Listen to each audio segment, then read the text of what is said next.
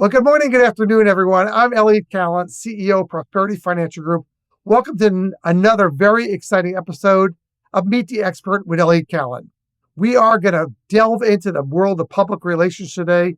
We've got Eric Yaverbaum with us. He's an expert in the public relations world. He's a New York Times bestselling author. He's got 1 million copies sold. I'm an Amazon bestselling author. I'd love to be a New York Times bestselling author. Maybe he could tell me his secret to do it. Certainly for either one of us, it's not what I would call good looks, but we're still making it whatever we look like today. So welcome, everybody, and welcome, Eric. Thanks for being here. Thank you so much for having me. I'm a big fan of yours. It's great. We appreciate that, too. And he's a Manhattan guy, by the way, and I'm from West Orange, New Jersey. If you didn't know, I love that. I'm a little jealous of him because he's way closer to the kind of food that I like, which is New York deli or New York pretzels. Yeah, we got that. I know. I miss it, and I miss those corned beef and pastrami sandwiches there that are about that thick. And yes, they are. Yes, they are. I don't want to make you feel bad, but, lunch today might actually be that now that you suggested it. I don't mean to do a plug for Goldbelly, but if you need to order Goldbelly, it's the closest thing you can do to get to it. Go to Goldbelly, go to Town Hall Deli on Goldbelly and order sloppy Joe sandwiches, pastrami and corned beef. But we're not going to talk about that because if you've got me very hungry just thinking about that. Let's talk about public relations, Eric, where it's been and where it's going. So if you're somebody that's trying to get a brand out there, you're listening to this and you're trying to get a brand out there, you're trying to get your name out there, you're trying to get a slogan out there, whatever it is, and you're thinking about it for your next business, your current business, maybe your family, maybe your children, there's going to be a way to do that.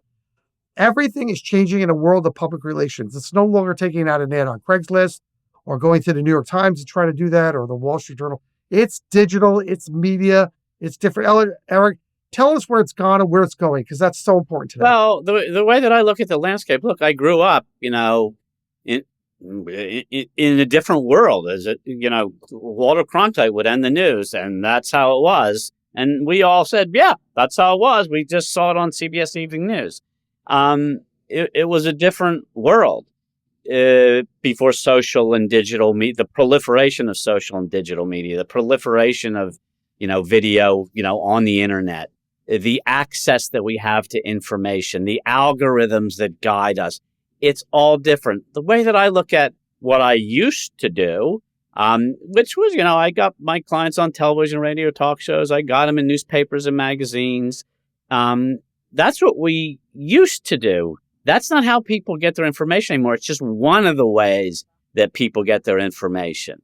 Now, I will say this, that the traditional media, which nobody's reading anymore, maybe except for me, I love reading newspapers. I love magazines, and I still watch television when I'm not watching the Knicks. And we're making a heck of a run right now, so that's all I'm watching.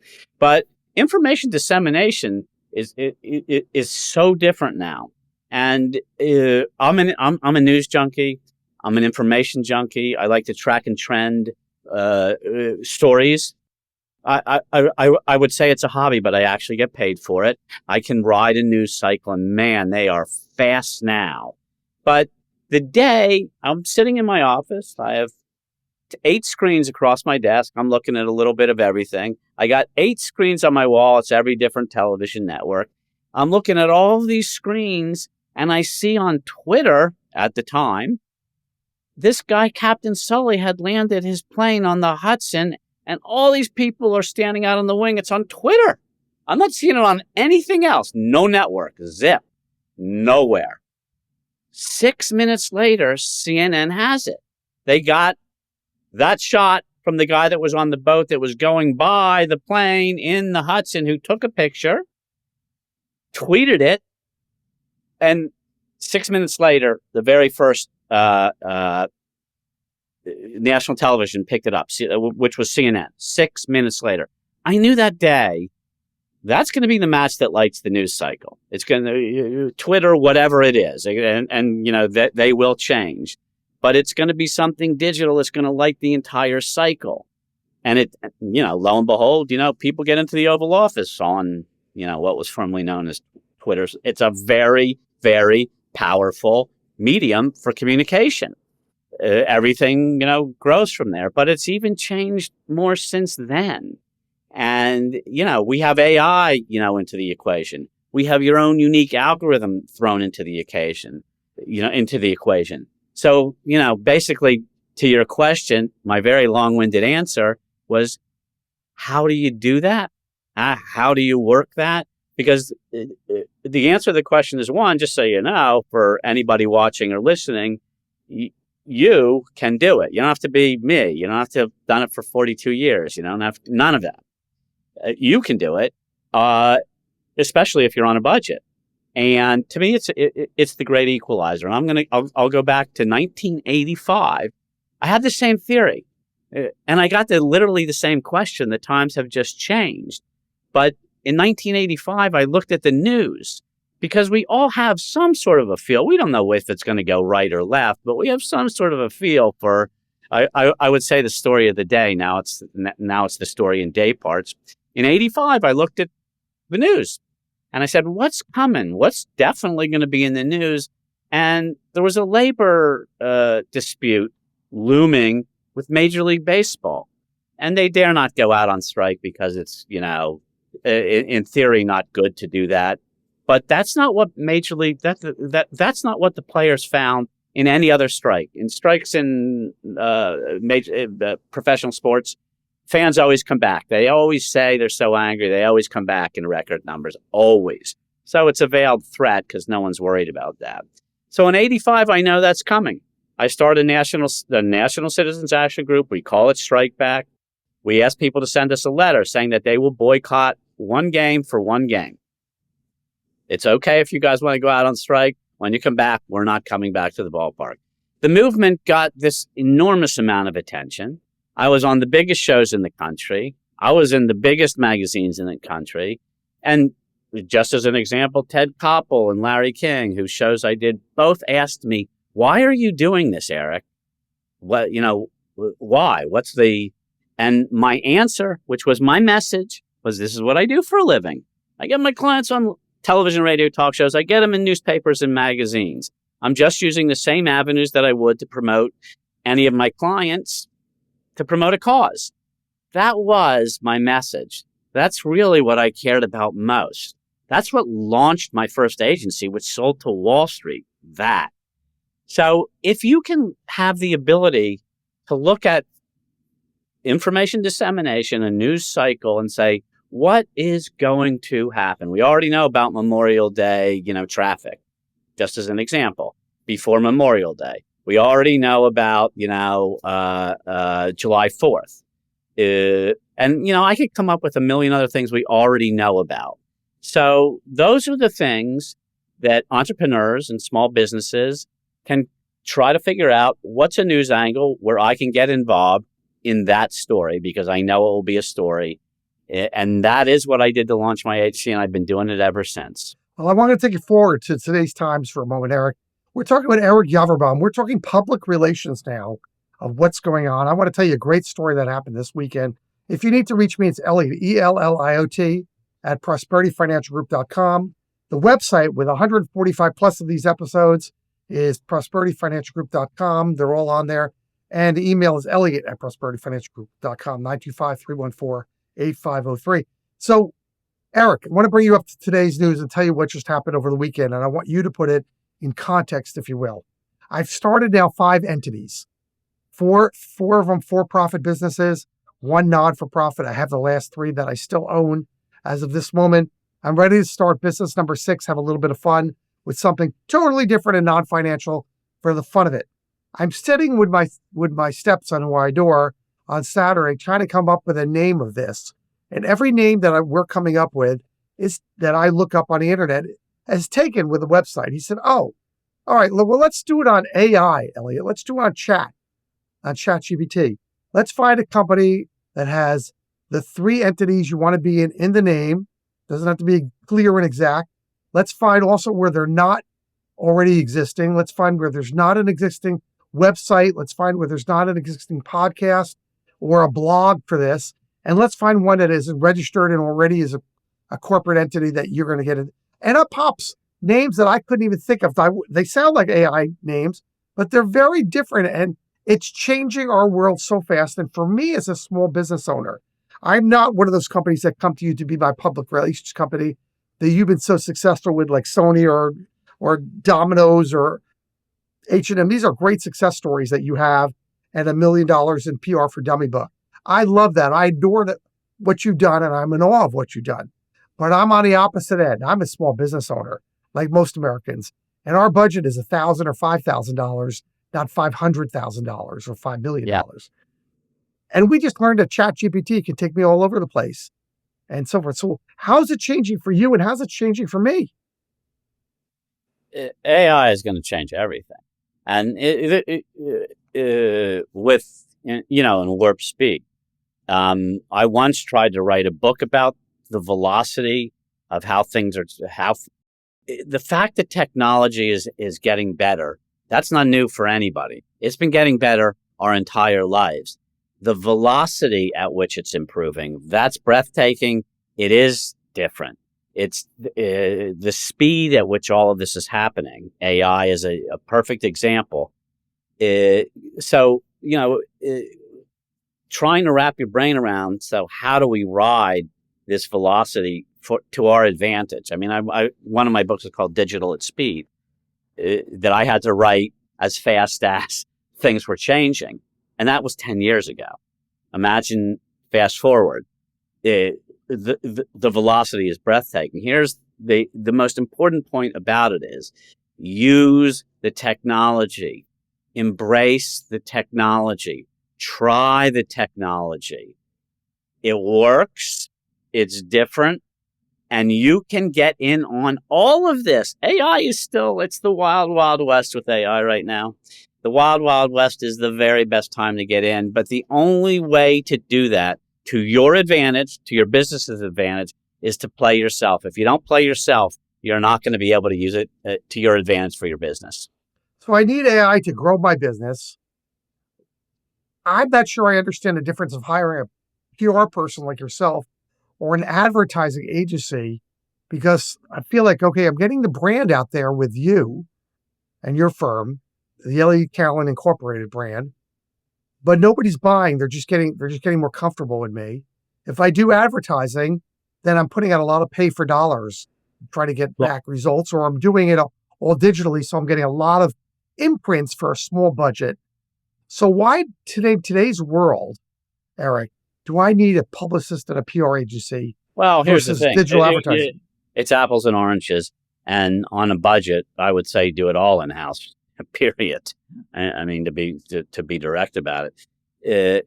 Advertising in any way, shape, and form is the art of statement. Public relations is the art of demonstrating. It's more of a story. The thing about it is, if I say to you, hey, I am the greatest PR person on the planet Earth, and I get my hair gel at the same place that every great PR person in New York City gets it, it's not believable. If we talk about my successes, forget not about me being great. If I can tell you stories about brands that I was with when they were in their garage, Google sort of stories, and you string them all together, and the common denominator is me because I tell a really good story, then your guard is down. As a PR practitioner, when I walk into a room, because I'm in the news so frequently, everybody's guard is down already. There's a lot of people that do what I do. I practice my art on myself and my own agency, and it works. You can do the same, but the apples and oranges of advertising and public relations, the art of statement, the art of demonstrating, and then it becomes a question of what's more engaging. I would say on a tight budget, PR is definitely a better way to go. I would say that if you have like some of my previous clients that you mentioned, obviously they had enormous budgets. I would say if you have enormous budgets, you definitely do both. And you heavy up on your advertising spend because you really need to for it to work. And PR is just a fraction of a cost at a major corporation, speaking from vast experience. Our budgets are nothing like the ad. I wish we got the ad budgets. But as a small company or as an entrepreneur, the art of public relations is going to serve you much, much better. And even if you get, the consultation of experts or agencies, whatever it is, it's going to be much more cost efficient. Eric, let me put you on the spot for a moment. Eric Yaverbaum, an expert in public relations and a million-copy best-selling author, PR for Dummies. You should get that book, PR for Dummies. And so I appreciate that. And he's been all over TV. He's been a political pundit. He knows what he's talking about. Let me ask you about this show. Let's do real life for a moment, if we could. Here I've got this show called Meet the Expert with Elliot Kallen. 148 or so episodes out there. What do I need to do to make that two things to happen? Because I'm like a lot of podcasters. How do I make this number one in its category, financial category, or the top 1%, maybe not number one? How do I do that? And then how do I capitalize on that? Well, because I'm coming to you as an expert. You crisscross with the literal guests that you book on your show. I mean, when you put up, you got a podcast with Eric Yaverbaum, 0 people will have heard of me except for my mother.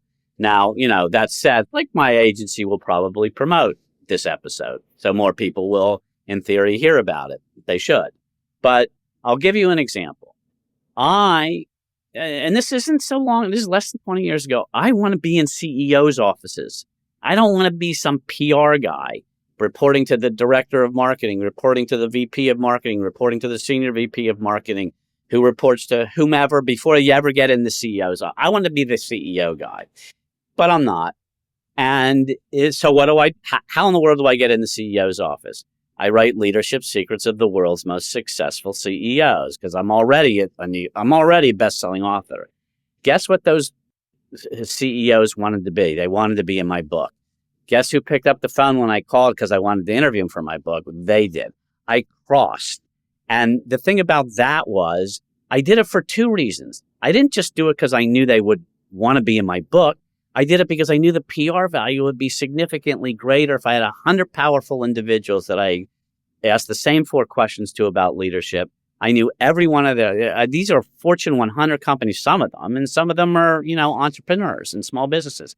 I knew every single one of them would promote it. That gives me 100 other companies promoting my book and I'm good at PR, not good as 100 companies combining. And you can do the same exact thing with the guests that you have.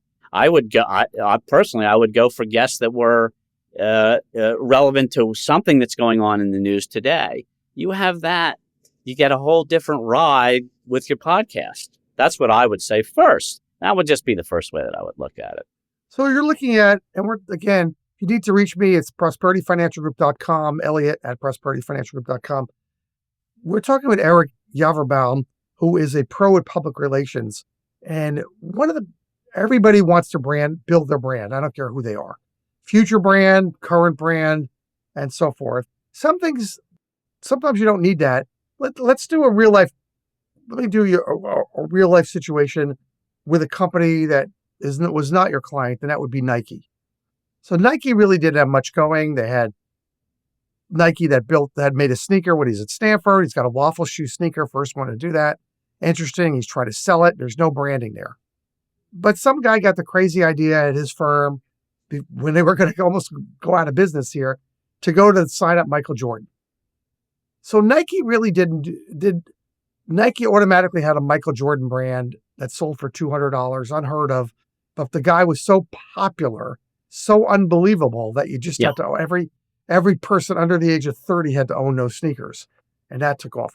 Now that's advertising, I think, or is that PR? What was that? Well, the thing, not a simple answer, but part of that became the footwear that, anybody in the NBA wore, period, had become already was an established marketing way for foot brands. Converse was doing it. Puma did it. And Nike was, they were in it too. Adidas didn't quite stick.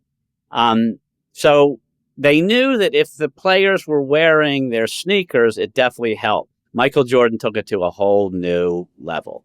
The amount of press that got was all, I'm not going to say it was organic, but it was as close to organic as it gets. The advertising dollars that they put behind it made the PR that they budget that they had look like it was nothing. They did spend a lot of money in advertising. Obviously, everybody saw those ads. They also got an enormous amount of PR. So let's do, as we wrap this up, got one really good question for you. And again, because you're so experienced on this, I want to put you on the spot one more time, if I could. So, well, as I learned from my first mentor, Henry Kissinger, who told me, and I didn't believe it at the time, when he would go before the White House press corps, the first thing he would say, and by the way, I verified this with Bob Woodward many, many years later, was, does anybody have any questions for the answers I'm already giving? So go ahead with put me on the spot, please. Yeah, it's a good place to be now.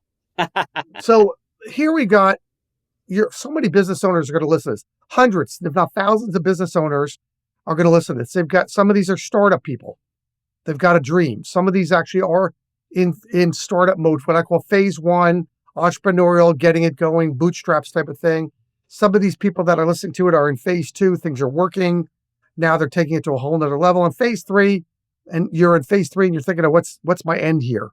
How do I, I've gotten into my 60s and 70s or late 50s, and I need to find closure to this company and monetize it in some form. All right. But let's go to the people in phase one, and maybe they're a little bit in phase two here. And they're thinking, you know what I need, Eric? I've talked to people like you. I don't feel like they're speaking my language. And I listen to my teenage kids, and they're like, why aren't you advertising digitally and get rid of everything traditional, because no one cares about anything else? So obviously two kind of extremes. What is a good 5-point or 3-point game plan for business owners that want to, in your public relations, I'm just going to talk to you about your specialty, in public relations, that they could look at and say, boy, if I follow these 3 or 5 points, I know I could potentially take my brand to a whole new level? Well, there is no 3 or 5 points.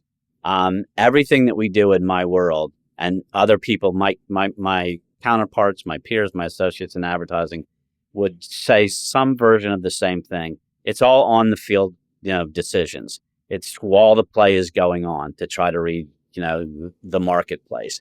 And by the way, your kids, don't discount what they're saying. We get a lot of really good information from them.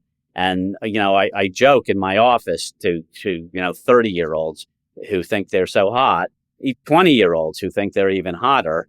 You think you're so great. What you do, I can go to a baby in a stroller and get it done faster, which is pretty close to the truth.